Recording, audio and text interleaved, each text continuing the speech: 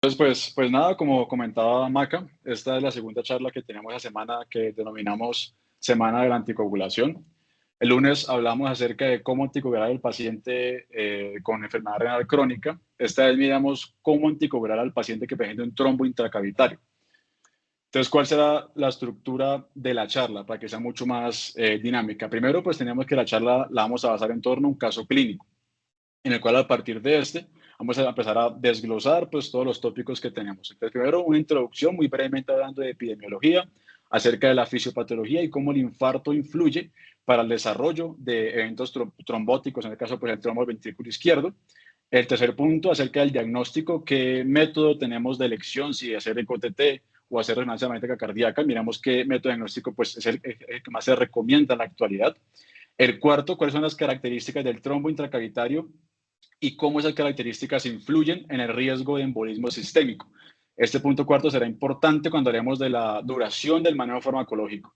El quinto punto es acerca de la prevención. ¿Qué tan cierta o qué tan adecuada sería prevenir el evento trombótico dando anticoagulante a este paciente? O sea, la terapia anticoagulante profiláctica realmente se beneficia. Vamos a hablar de esto.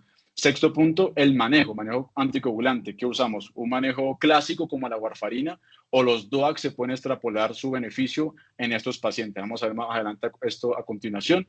Y por último, hablemos muy brevemente de terapia antiagregante y las zonas grises de la evidencia que tenemos en estos pacientes. Entonces empecemos con el caso clínico que les traigo. Es un caso clínico pues publicado real. Tenemos que es un paciente masculino de 62 años de edad con antecedente de hipertensión arterial sistémica, antecedente de diabetes mellitus tipo 2 no insulino requiriente, el cual tiene un motivo de consulta en urgencias de un dolor torácico opresivo, 2 horas de evolución, que es irradiado a brazo izquierdo, es un dolor torácico de características cardíacas.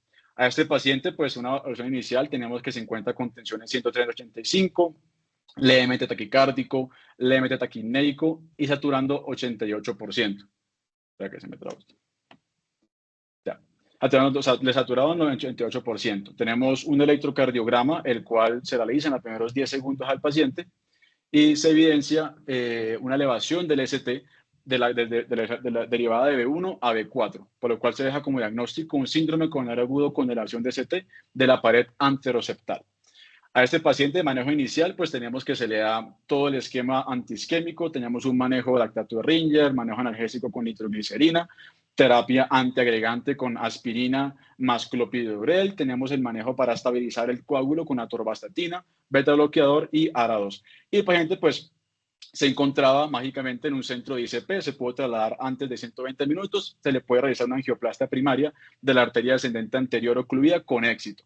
A este paciente, pues tenemos que se deja hospitalizado, se le hizo un paraquínicos de controles, que es un ECOTT, donde se evidencia una fe de 35% y aquinesia anteroseptal.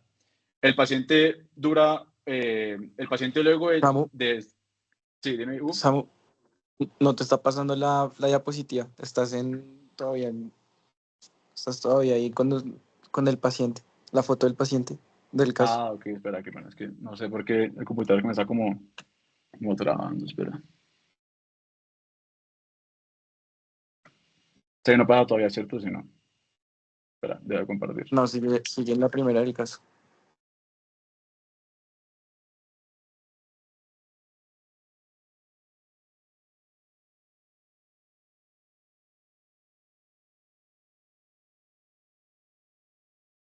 Listo, ahí creo que ya, ahí ya listo. Sí, ahí está.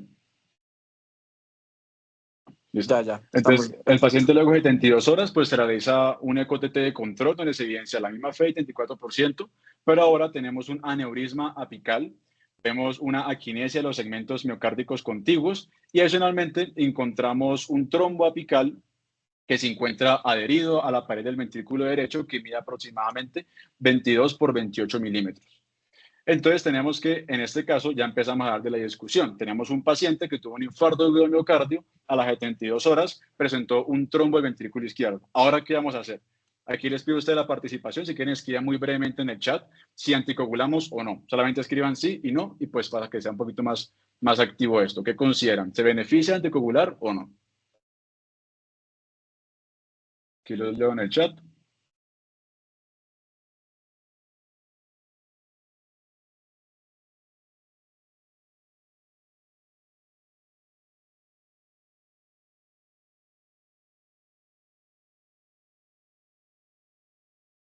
Bueno, veo que como que mandan emoji, pero pues no veo que reaccionen. Supongo que están diciendo que sí. Listo, no pasa nada. Y ahora la siguiente pregunta. ¿Qué está trabajando? Ya, ahí pues, no ha cambiado todavía.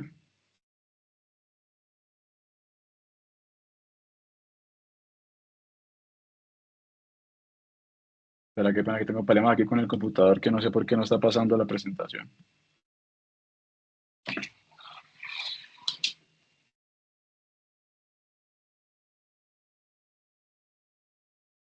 Bueno, mientras tanto vamos hablando.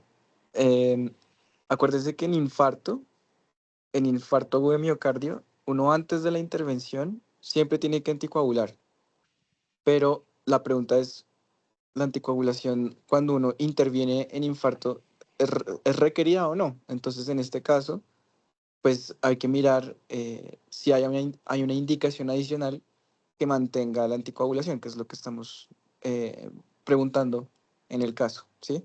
Porque por si ustedes acuérdense el manejo del infarto, si es con elevación o sin elevación, se anticoagula hasta la estrategia de reperfusión con ICP, ¿sí?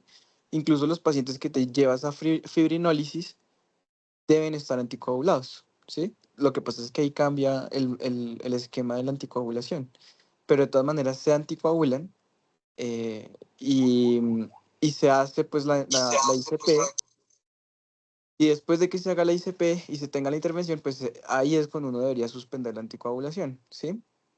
Ahora, ¿en quienes ustedes continúan la anticoagulación? Pues esa es la cuestión que estamos preguntando. Entonces, por ejemplo, que tenga fibrilación auricular, por ejemplo, que tenga un trombo intracavitario, ¿sí? Que tenga una indicación adicional de mantener una anticoagulación, que haya tenido concomitantemente un tromboembolismo pulmonar, bueno, etc., ¿sí? Entonces, la respuesta es sí, sí vamos a anticoagular a este paciente. No sé si hasta el momento alguna cosa, alguna pregunta. En el caso, hay unas características muy interesantes del caso, per se, eh, que pues, vamos a discutir, y es el territorio del infarto, ¿sí? El territorio fue en la cara anteroseptal. No sé si alguno sepa, pues, qué arteria sería como la culpable, o cuál se les ocurre, cuál será la más importante, porque eso es interesante, porque si ustedes ven, ahorita Samu nos hablará de eso, eh, pero pues eso tiene mucho que ver con la fisiopatología de la formación de los trombos. No sé, nadie se le ocurre nada.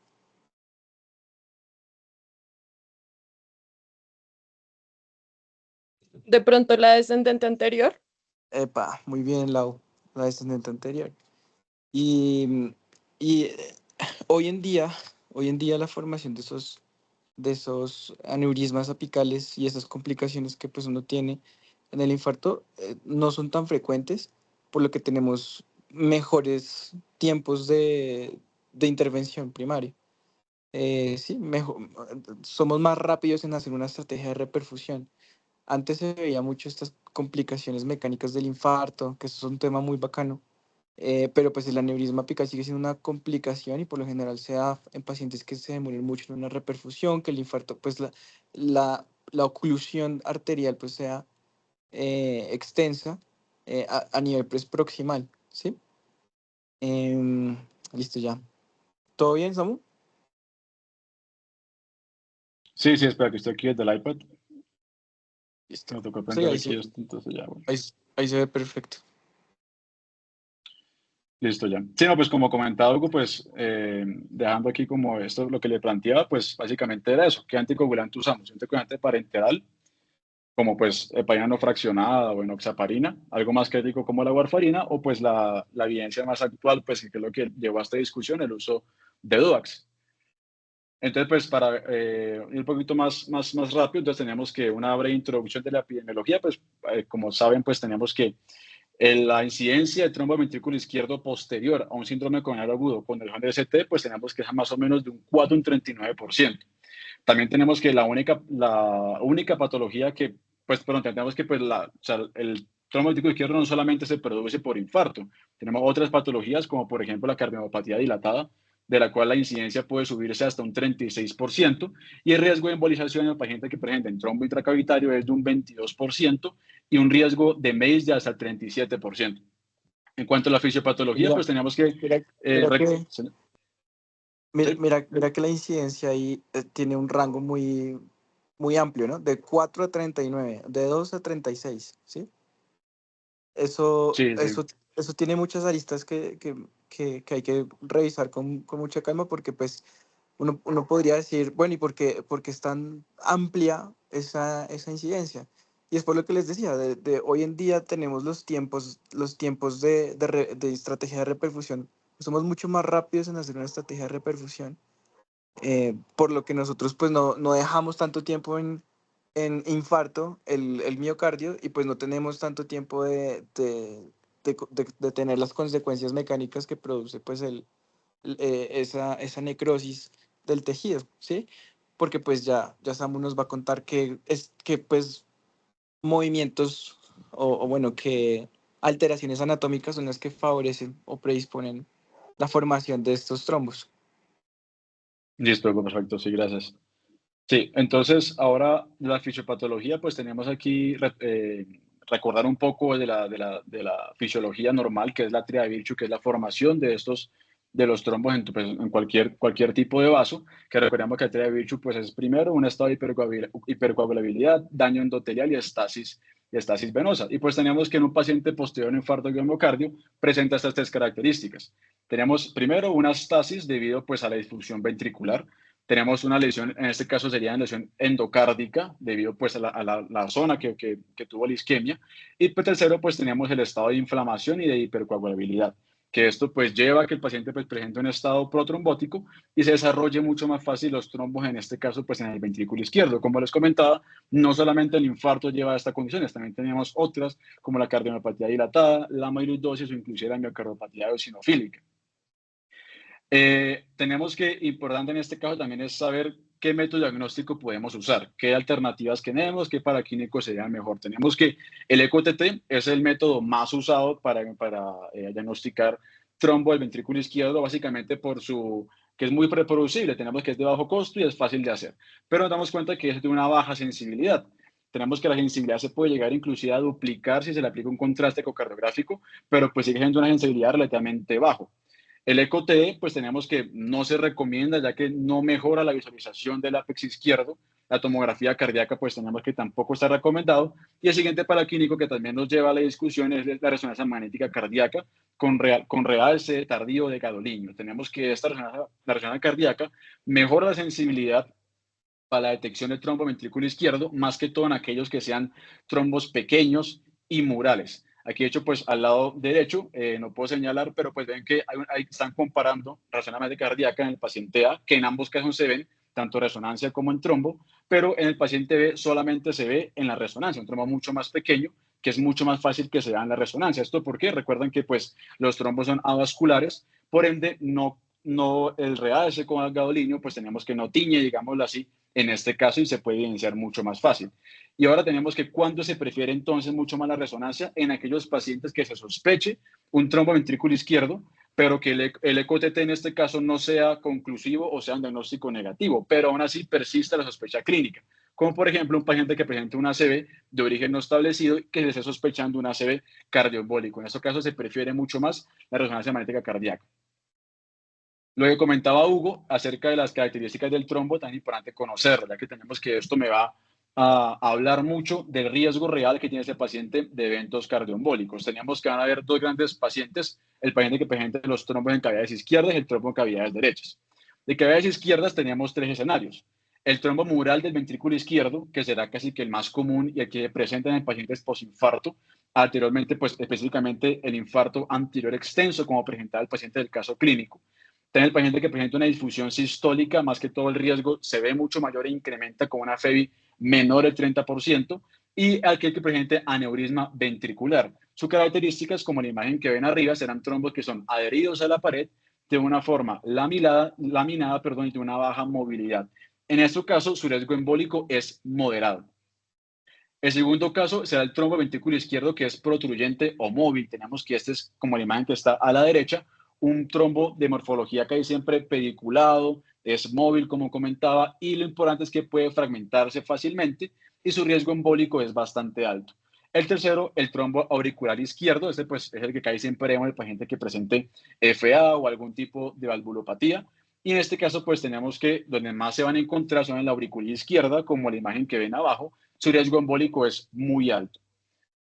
El otro grupo de pacientes pues, que presenten trombo en cavidades derechas, tenemos que encontramos el trombo auricular derecho, en este caso su origen casi todos van a ser eh, debido a una TBP o dispositivos intracardíacos. Su característica es como se ve en la imagen que las dos que están arriba suelen ser móviles y filiformes y en estos pues un riesgo embólico va a ser bastante alto, ya que son trombos que casi siempre son migratorios de una TBP.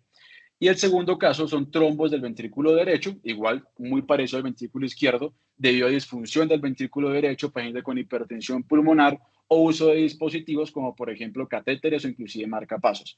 Y el riesgo embólico en este caso suele ser también bastante alto. Abajo vemos una imagen de resonancia magnética cardíaca donde se ve como en el ventrículo derecho hay una estructura que no realza, que no se contrasta con el gadolinio, que en este caso correspondería a un trombo ventrículo derecho.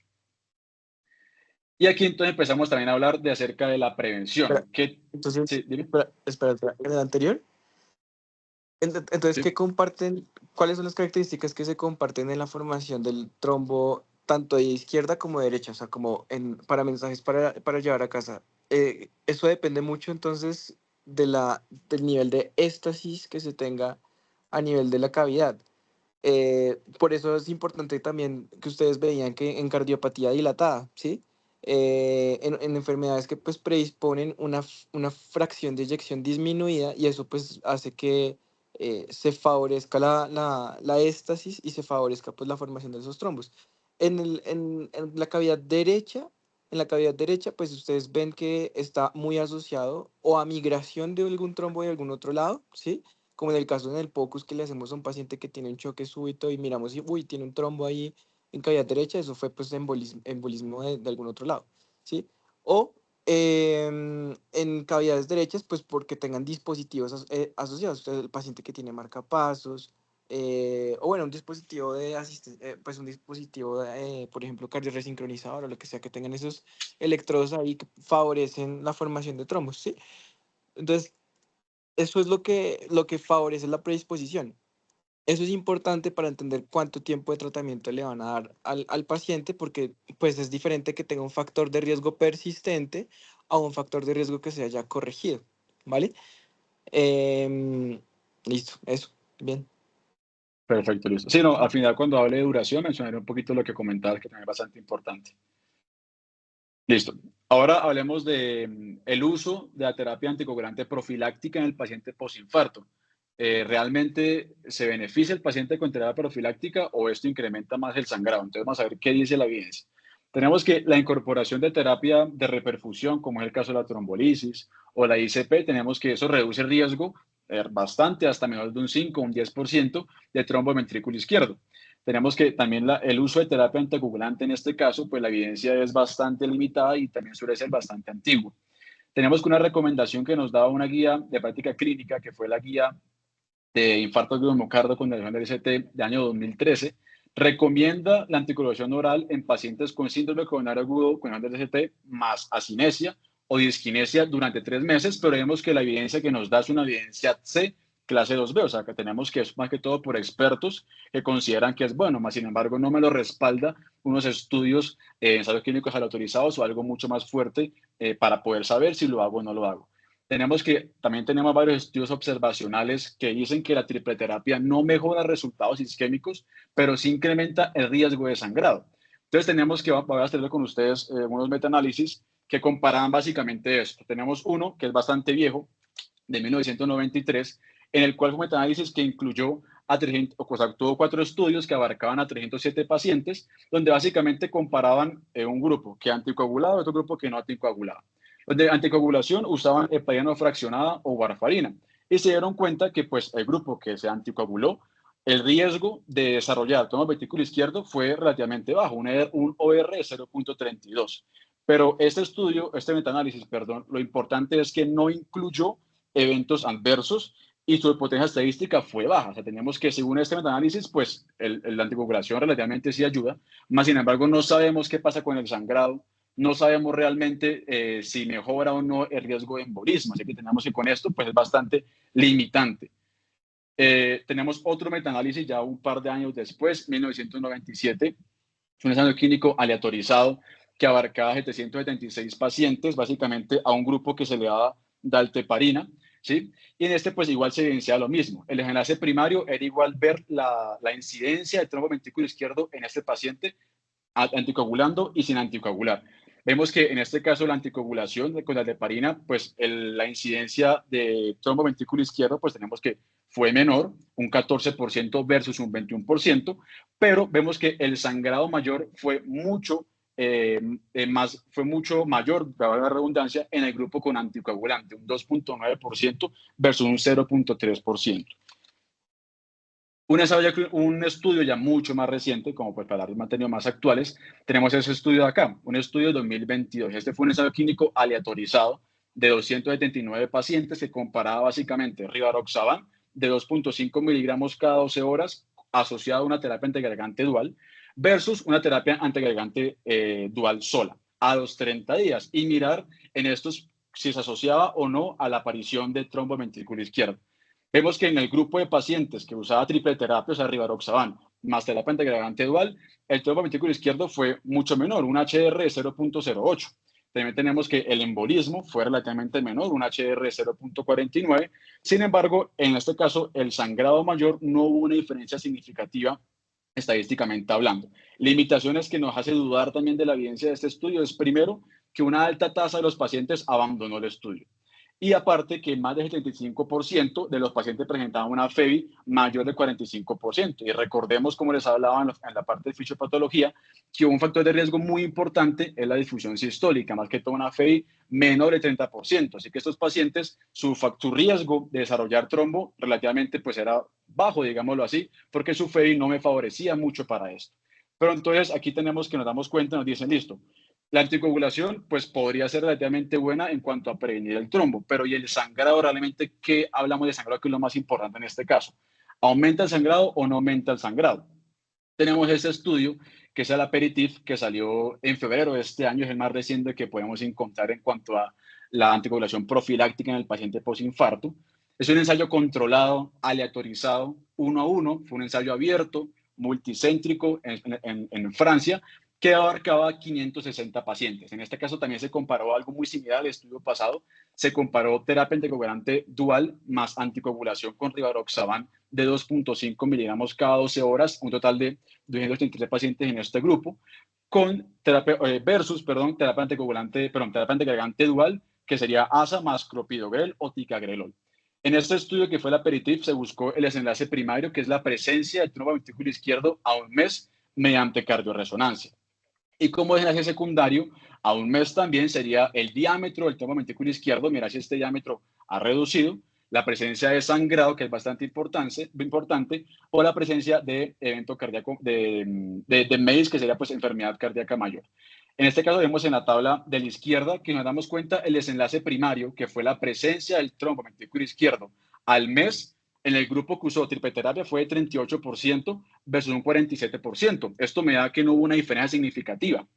En los enlaces secundarios, que sería el diámetro del trombo, ahí tenemos en la parte de abajo, vemos un 9% versus un 11%, tampoco hubo una diferencia estadísticamente significativa.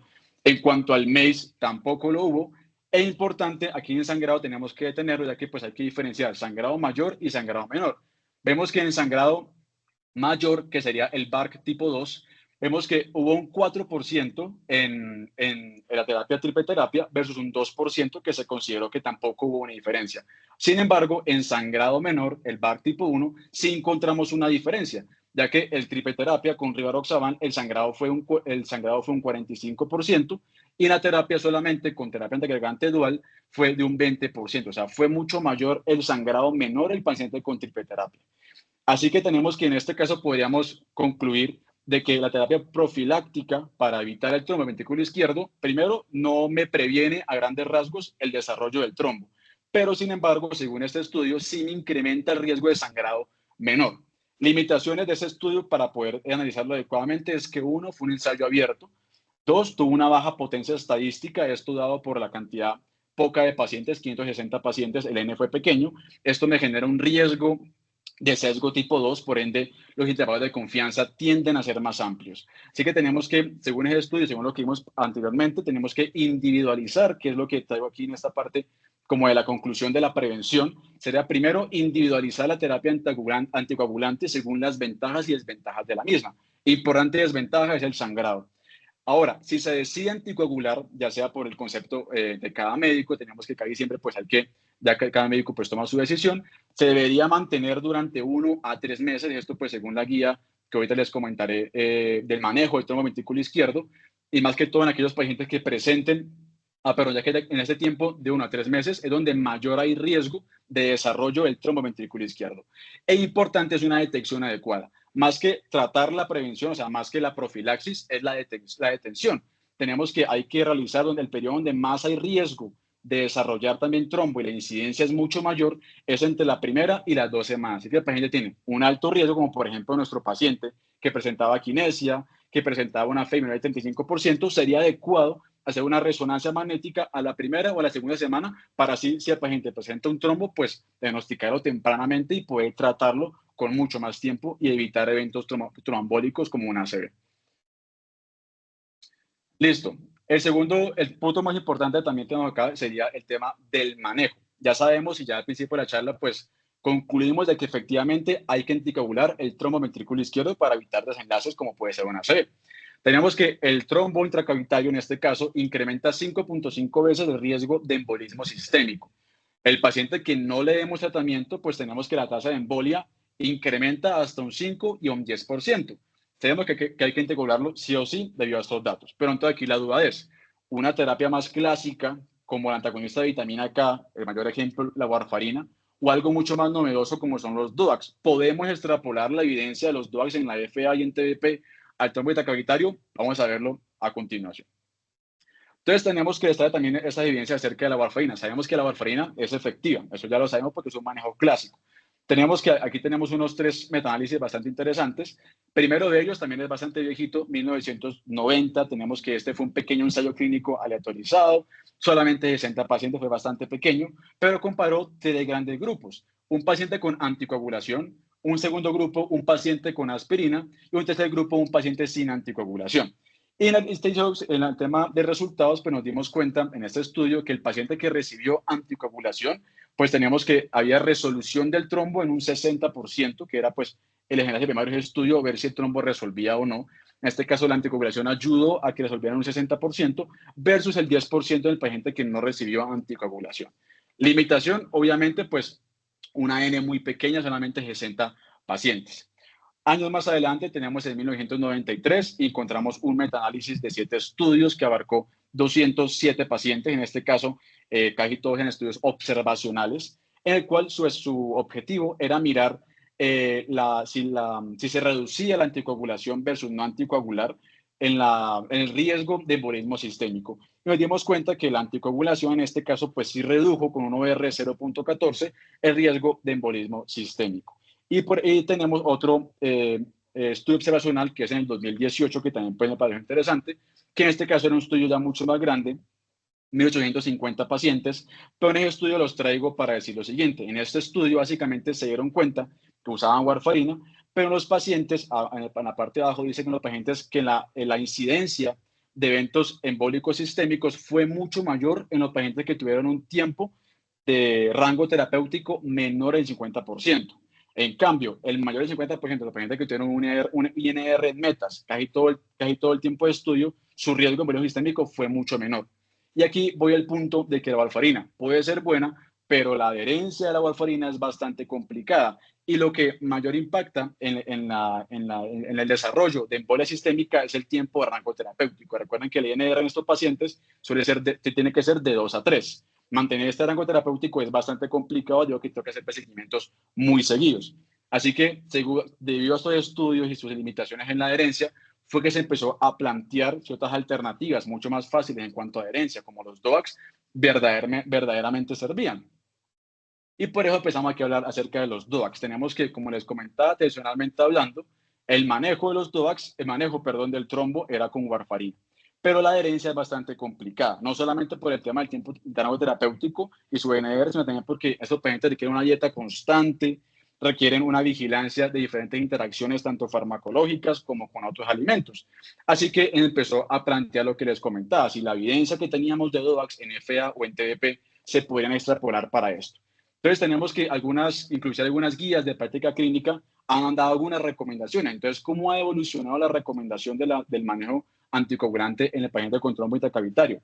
Vamos a ver que en el 2013 teníamos que la guía de síndrome coronario agudo me decía, el paciente que presente un trombo ventrículo izquierdo, usted le manejo con antagonista de vitamina K como warfarina para poder tratarlo. La evidencia era muy mala, era una evidencia C, pues era a consenso de experto, no teníamos como tal una evidencia muy robusta. Unos años después, en el 2017, también una guía de la Sociedad Europea de Cardiología, teníamos que en este caso nos decía, para el tratamiento del trombo del ventrículo izquierdo tiene que dar anticoagulante oral, pero no nos decía si warfarina o DOAC, teníamos que nos dejaba en la duda para escoger si uno u otro, pero no se arriesgaba, digámoslo así, a escoger una terapia u otra. En el 2023, que fue la última guía que tenemos de la guía de la Sociedad Europea de Cardiología acerca del síndrome coronario agudo, en este caso la guía ya nos plantea ambas opciones. En el paciente que fue diagnosticado con trombo ventrículo izquierdo, una terapia anticoagulante oral, ya sea warfarina o DOAC, debe iniciarse 3 a 6 meses. Aquí ya me deja también la duda más clara de usar uno u otro. Y la última evidencia que tenemos en cuanto a guías, en este caso de la guía de la AJA de síndrome coronario agudo del año pasado, también me dice que tenemos que el paciente que fue diagnosticado con trombo ventrículo izquierdo, pues tenemos que la evidencia es bastante limitada en cuanto a la eficacia de DOAC versus antagonistas de la vitamina K, debido a que la mayoría de estudios son observacionales y hay pequeños, hay muy poquitos ensayos clínicos aleatorizados, de los cuales algunos de ellos sugieren que el uso de DOACs puede ser seguro o puede ser no inferior a la warfarina. Entonces tenemos que, con base a estas recomendaciones de las guías que han usado a través del tiempo, les traigo algunos de los ensayos clínicos más relevantes acerca del uso de DOACs en estos pacientes. Tenemos el primero, este de acá es un metaanálisis de 2021, el cual abarcaba 3 ensayos clínicos aleatorizados. De ello, pues se incluían en total a 139 pacientes, una N de por sí ya bastante pequeña, que comparaba el uso de DOACs versus warfarina en cuanto al desarrollo de mortalidad, el desarrollo de ACV, la resolución del trombo ventrículo izquierdo y el sangrado mayor. Tenemos que de estos 3 estudios, 2 usaron apixaban y 1 usó rivaroxaban. Entonces, ¿qué encontró este metaanálisis? En cuanto a mortalidad, vemos que su OR fue de 0.68. Sí, tenemos que este OR no se considera estadísticamente significativo. O sea, tenemos que no se encuentra diferencia en el uso de DOACs versus warfarina. En cuanto al ACV, tenemos que el OR también se encuentra en 0.14, tampoco hay diferencia entre ambos fármacos. En cuanto a la resolución del trombo ventrículo izquierdo, encontramos un OR de 1.17, que tampoco se considera con diferencia estadísticamente significativa. Y por último, en cuanto al sangrado, que es importante, que tenemos que hay un OR de 1.16. Se considera inclusive con un 2.86% en DOACs y un 13.2% en warfarina. O sea, tenemos que en este dato de acá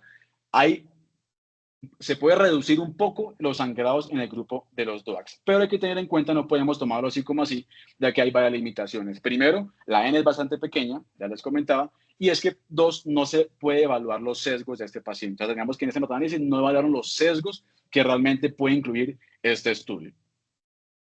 Otro metaanálisis del mismo año, 2021, pero con una N mucho más grande, 1.200 pacientes, abarcó 8 estudios, tanto retrospectivos como aleatorizados y no aleatorizados. En este caso, igual, pues comparaba DOACs versus warfarina, teníamos que, se dice que de esos 1.200 pacientes, un 76% se le asignó a apixaban, 2.5 miligramos, y tenemos que, en este caso, buscó también cómo era el desenlace de ACV o eventos embolismo sistémico, resolución del trombo ventrículo izquierdo y sangrado.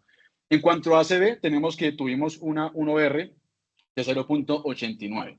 Resolución del trombo, un OR de 1.13 y el sangrado 1.66. En este caso, en cuanto a ACV y resolución, no hubo diferencia estadísticamente significativa, pero en sangrado se consideró que sí levemente hubo una disminución en el uso de DOACs versus las warfarina. Limitaciones bastante importantes de este estudio. Primero, hay pocos pacientes. Tiene un riesgo, perdón, tiene un alto riesgo de error tipo 2. Esto genera pues un amplio intervalo de confianza. Casi todos son estudios observacionales. E importante es que no se indagó exactamente cuánta cantidad específica fue asignada con apixaban, ni la duración del manejo farmacológico, para poder saber realmente si fue una duración exacta o no. Tenemos aquí otro metaanálisis también de ese mismo año, 2021, uno que incluyó 2 estudios, mayor pacientes, 2.322 pacientes. En este caso, igual buscó resolución de ventrículo izquierdo con un RR 0.97, que igual tampoco hubo una diferencia estadística significativa. Un embolismo sistémico con un RR de 0.95, igual sin una diferencia estadísticamente significativa. Para el sangrado y mortalidad por cualquier causa, tampoco hubo diferencia estadísticamente significativa. Así que hasta este metaanálisis podríamos concluir, que fue la conclusión de este metaanálisis, de hecho, es que los DOACs son al menos tan eficaces como las antagonistas de la vitamina K, en eventos tanto isquémicos como hemorrágicos. E importante es que los DOACs tienden a tener mucha más adherencia en el paciente y son mucho más fáciles de controlar inclusive. Y siempre, esto es lo que le comentaba, que otro metaanálisis bastante importante, ya 2022, hay una guía que salió de la Sociedad Americana de Cardiología acerca del manejo y la prevención del trombo de ventrículo izquierdo, que esa misma guía hizo un metaanálisis de muchísimos estudios, de 21 estudios específicamente, que abarcaban 3.057 pacientes, de los cuales asignaron 824 para DOACs y 2.233 para antagonistas de la vitamina K. Y buscaba también estos pacientes cómo era el resultado, cómo era la incidencia de ACV en ambos grupos, cómo era la incidencia de muerte por cualquier causa, cómo era la incidencia de resolución o cómo era la resolución de trombo ventrículo izquierdo y la incidencia de sangrado. Veamos en cuanto a ACV, su OR fue 0.94, vemos que la P no es estadísticamente significativa. En cuanto a la muerte, un OR de 0.92, la P tampoco alcanza a ser estadísticamente significativa. En esos dos casos vemos que no hay diferencia entre DOAC y warfarina. Y en este caso, en cuanto a resolución del trombo, vemos que la OR es de 1.21. En este caso, pues también encontramos una P que no alcanza la potencia estadística, 0.22. Y el sangrado, en este caso, a diferencia de los contrarios, tampoco vimos una diferencia estadísticamente significativa. En ese estudio es importante hablar de que se asignaron mucho más pacientes a la warfarina, esto para poder incrementar o pues para poder reducir la inferioridad en el grupo de los DOAC. Así que tenemos que el resultado de este metaanálisis gigante fue que no hay diferencia en eficacia ni en seguridad entre DOAC y warfarina. Mucho más reciente, si hablamos actualmente de uso de DOACs en pacientes con trombo ventrículo izquierdo, tenemos que hablar del estudio RIVA-WAR. Fue un estudio que salió el año pasado, básicamente comparaba igual warfarina versus, rivaroxaban versus warfarina en estos pacientes. Fue un ensayo que fue controlado, aleatorizado, fue abierto y unicéntrico. Tenemos que reclutó pacientes con infarto de miocardio, con elevación y sin elevación, desde 2021 hasta 2023. Y tenemos que en este paciente también se consideró como criterios de exclusión el paciente que presentara choque cardiogénico, un alto riesgo de sangrado bastante importante, se excluyó a estos pacientes, pacientes con enfermedad hepática, enfermedad renal crónica u otras condiciones que indicaran el uso de anticoagulación. Entonces, ¿cómo se aleatorizó a estos pacientes? Hubo una aleatorización 2-1, o sea, 2 pacientes a rivaroxaban versus 1 a warfarina. Y en ambos tenemos que rivaroxaban fue una dosis de 20 miligramos día y warfarina 5 miligramos día. Y ambos pacientes, tanto el grupo de rivaroxaban como de warfarina, fueron asignados después a terapia antiagregante dual. Y tuvieron 2 seguimientos. A las 4 semanas, en este caso teníamos triple terapia, la terapia antiagregante dual más el rivaroxaban o la warfarina, dependiendo del grupo. Y luego a las 12 semanas hacía el siguiente seguimiento. En este punto, a partir de las 4 semanas, tenemos que se retiraba la ASA y solamente se dejaba el clopidogrel más el rivaroxaban o la warfarina. Entonces, ¿cuál fue el enlace de estos estudios? ¿Qué buscaba? De enlace primario, buscaba otra vez la resolución completa del trombo ventrículo izquierdo a las 4 semanas, que era el primer corte, y luego a las 12 semanas. Y de enlaces secundarios teníamos que buscábamos lo mismo, mirar la seguridad, buscaba mortalidad, buscaba el desarrollo o la incidencia de ACV y de eventos hemorrágicos. Aquí vemos que en estos pacientes, su gran mayoría, fueron jóvenes de 54 años. Vemos cómo fue el resultado. Entonces, aquí tenemos el resultado de este estudio. En cuanto a desenlaces primarios, vemos que a las 4 semanas, que fue la resolución del trombo, el grupo de rivaroxaban tuvo una resolución mayor con un RR de 2.41, pero en el evento agudo a las 4 semanas. Sin embargo, a las 12 semanas vemos que el RR fue 0.99, o sea, no fue estadísticamente significativo. A las 4 semanas vemos que inclusive la P es de 0.17, es estadísticamente significativa. Esto es muy importante, ya que en este caso se vio que el rivaroxaban tiende a resolver el trombo mucho más que el grupo de la warfarina en un tiempo agudo a las 4 semanas. En cuanto a mortalidad, ACV y sangrado, mortalidad y ACV, tenemos que en mortalidad el RR fue de 1, tenemos que no hubo una diferencia estadísticamente significativa. En cuanto al ACV fue un RR de 3, que fue mayor para la rivaroxaban, pero no fue estadísticamente significativo, e igual con el sangrado, un RR de 2 y una P que tampoco es estadísticamente significativa. Así que este estudio, ¿qué es lo que nos puede concluir hasta acá? Que el rivaroxaban, en este caso a 20 miligramos día, más una terapia antiagregante dual, como les comentaba, es una alternativa efectiva a la warfarina en trombo ventrículo izquierdo en pacientes posinfarto, especialmente en la fase aguda, que fue donde mayor se vio su eficacia para resolver el trombo.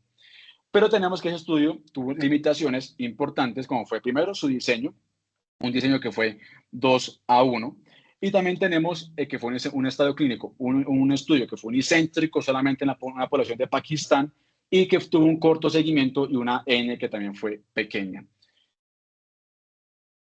El estudio más reciente que encontré que comparaba DOACs y warfarina fue este que tenemos acá, que fue de este año, de febrero, un análisis observacional retrospectivo que abarca pacientes de 2016 a 2022. Igual comparaba dos grupos. Un grupo con rivaroxaban de 5 miligramos cada 12 horas, que representó el 24% de la población, y un grupo con apixaban de 20 miligramos.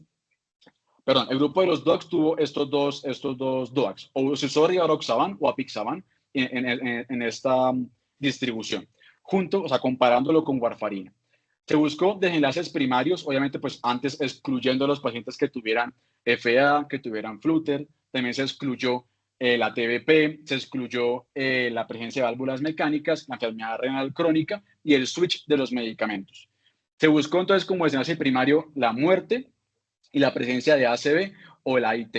Y de desenlaces secundarios tenemos que se buscó igual sangrado mayor y resolución del trombo. Vemos en cuanto a desenlaces primarios, este estudio tenemos que a 30 días, si nos damos cuenta, tuvo un HR de 0.90 con una P de 0.41, o sea, no hubo una diferencia estadísticamente significativa. Y al año de seguimiento tuvo una HR en cuanto a muerte y ACV de 0.93, tampoco fue estadísticamente significativa la diferencia. Riesgo de sangrado a 30 días, un HR de 0.77 y un HR de 1.13 al año. Esto básicamente nos concluye que este estudio específicamente miró que no hay diferencia estadísticamente significativa en estos desenlaces que tenemos acá. Así que con esos grandes estudios que les mostré que comparaban DOACs y warfarina, nos dimos cuenta que a grandes rasgos actualmente con la evidencia que tenemos, que no es tan robusta como nos gustaría, no hay una diferencia estadísticamente significativa en cuanto a eficacia y en cuanto a seguridad. Dimos cuenta que Rivawar, por ejemplo, nos dijo que los DOACs sí mejoran en cuanto a resolución del trombo, pero en evento agudo. Pero de resto, en cuanto a sangrado, en cuanto a ACV, en cuanto a mortalidad, son básicamente similares, no hay diferencia extremadamente significativa. Entonces aquí, ¿cómo vamos a escoger el tratamiento? ¿Cómo escogemos el manejo? Individualizar. Hay que individualizar a nuestro paciente según cómo veamos su adherencia, según diferentes factores de riesgo y mirar adecuadamente y con calma qué le haremos a este paciente. Llegando de acá hacia el final, en cuanto a la duración, que también es otro tema importante hablar, cuánto tiempo se beneficia de terapia anticoagulante en este paciente con trombo ventrículo izquierdo. Tenemos que, en contexto de trombo ventrículo izquierdo, pues la guía que les comentaba de la AJA recomienda anticoagular durante 3 meses y realizar una imagen de control con la misma prueba o una mejor. Por ejemplo, si el paciente se diagnosticó, como en este caso, con un ECO-TT, a los 3 meses hacerle otro ECO-TT o hacerle una resonancia magnética cardíaca. Y en este estudio, mirar si el trombo tuvo una resolución o no. Más sin embargo, no solamente tenemos que quedarnos con la resolución. Como comentaba Hugo al principio, hay que tener en cuenta también los factores del paciente. En esta tabla que ven acá, Ahí me habla de los factores que favorecen continuar el DOAC, como por ejemplo que tuvo el antecedente de un infarto ateroapical y que a los 3 meses persista la kinesia, pues sería mucho mejor continuar el DOAC que tenga un trombo que es protruido o móvil, que tenga antecedente de un evento cardioembólico, que no tenga alto riesgo de sangrado y aparte que tenemos que tenga un trombo recurrente. En estos casos, pues se beneficia mucho más continuar la terapia anticoagulante. En cambio, el paciente que no se beneficia de continuarlo al momento de la resolución del trombo a los 3 meses, sería aquel paciente que presente alto riesgo de sangrado, que esté asociado a terapia antiagregante o que haya una mejoría en la función sistólica o en el movimiento de la pared ventricular. Entonces tenemos que la recomendación hasta acá es una duración de 3 a 6 meses, individualizando según los riesgos con una imagen de control para mirar qué hacemos, si continuamos o descontinuamos. Volviendo al caso clínico, ya para terminar, en este paciente, aparte de la terapia antiagregante dual con aspirina y clopidogrel, se le inició un anticoagulante con rivaroxaban 20 miligramos día. El paciente tuvo una adecuada evolución hospitalaria, fue dado de alta con manejo para enfermedad coronaria e insuficiencia cardíaca según las guías, así como una terapia antiagregante dual con clopidogrel y rivaroxaban. Y un mes después el paciente fue a consulta, se le realizó un eco-TT de control, donde se evidencia que ya no se encuentra trombo en el ventrículo izquierdo, como pueden ver acá en esta imagen atrás, ya no hay trombo en el ventrículo izquierdo y hay una leve mejoría de la función la función sistólica de este paciente ventricular. Adicionalmente, ya no hay anomalías de movimiento de la pared. Así que en este paciente, por ejemplo, podríamos ya descontinuar la terapia anticoagulante y pues continuar con su manejo para sus otras comorbilidades. Por último, terapia antiagregante. ¿Qué sabemos que hay que hacer? Pues tenemos que en este caso dependerá mucho del riesgo de sangrado. Todo paciente que lleva ICP tenemos que mirar cómo es su riesgo de sangrado. Y según esto, miraremos con esta tablita, que es la que nos da la guía de la AJA acerca del síndrome coronario agudo del año pasado, acerca de cómo es esa terapia antiagregante.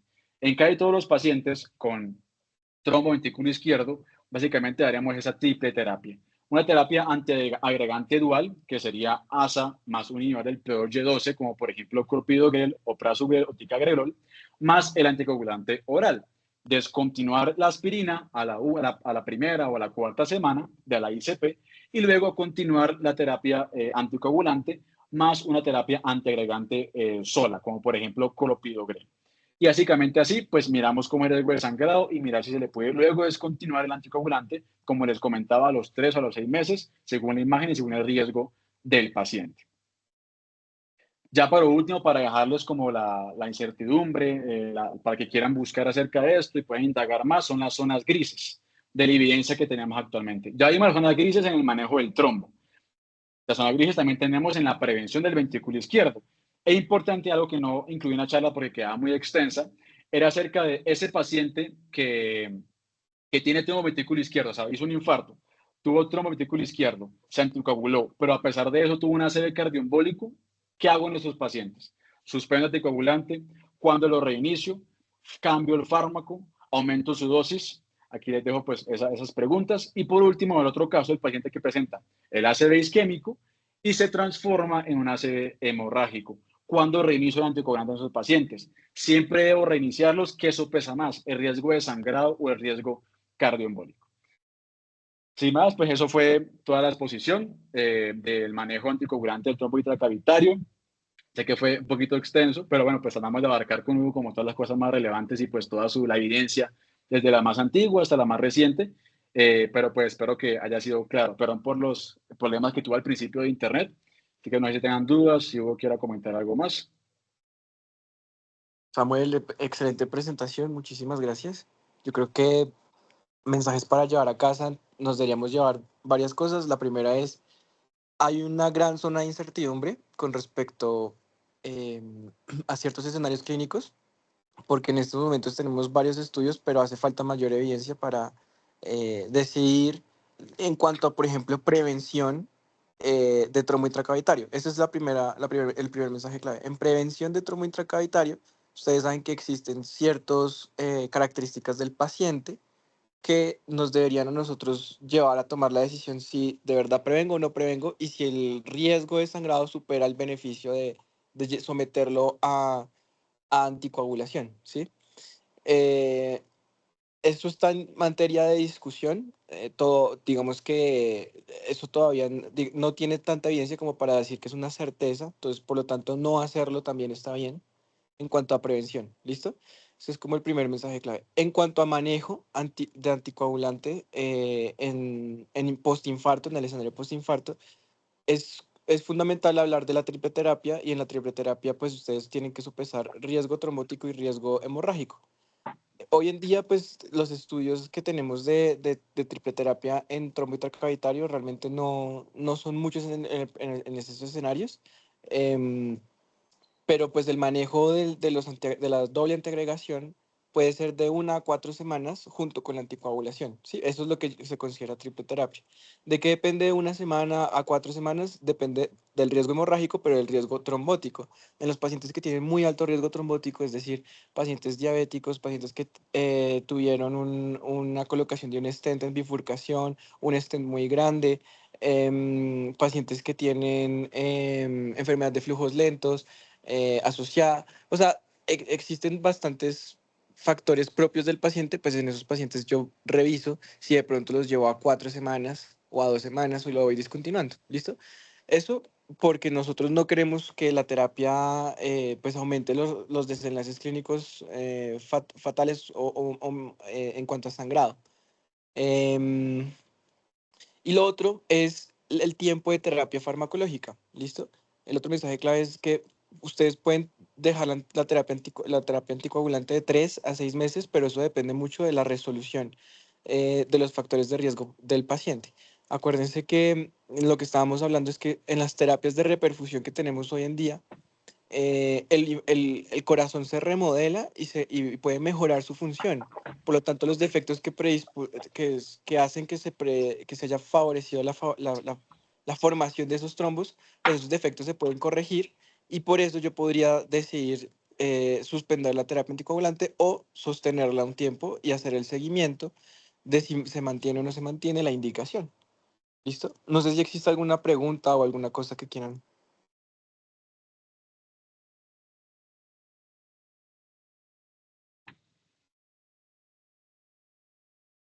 Creo que no hubo, creo que todo quedó como claro. Me pareció muy buena la presentación, Samuel. Muchísimas gracias. Gracias, Hugo. No, a Nos ti. mostraste mucho, nos mostraste mucho pues la parte de la evidencia hasta el momento. Eso es algo muy bueno, porque Sí, pues la discusión era warfarina, DOACs, y hoy en día pues todo está favoreciendo pues a los DOACs. sí, sí, sí. ¿Listo? Ah, ¿sabes qué me gustaría? ¿Sabes qué? Sí, El, la evidencia más fuerte está con Apixa y con Rivaroxa. No hay tanto con no vi Dabigatran. nada de Dabigatran, sí, no vi nada. Ajá.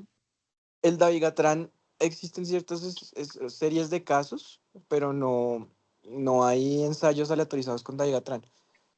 ¿Qué sería interesante del Dabigatran que ofrece que no tienen los otros, ni el Apixa ni el Rivaroxa? Pues el Dabigatran resulta que es el único que tiene agente reversor. Entonces, eso lo vuelve un poco más interesante en escenarios en los que necesitemos pues un agente reversor, ¿sí? Por ejemplo, un paciente que vaya a trasplante cardíaco, ¿sí? Que puede que le salga el trasplante de mañana, entonces tenemos que revertir la anticoagulación. Estos pacientes, pues, podría uno pensar en Dabigatran, pero no hay una evidencia sólida como si la hay con Apixa y Rivaroxa de esa indicación. Sería muy off-label. ¿Listo? Sí, sí, no, sí, no, no, la verdad, no, no vi nada. Todos eran de River y Pizza. Ninguno era de Dabigatran. Ujú. Exacto. Pues bueno, muchas gracias a todos. Bueno, gracias a todos por conectarse. Muchísimas gracias a ustedes por su exposición. Gracias, gracias, chao, chao a todos.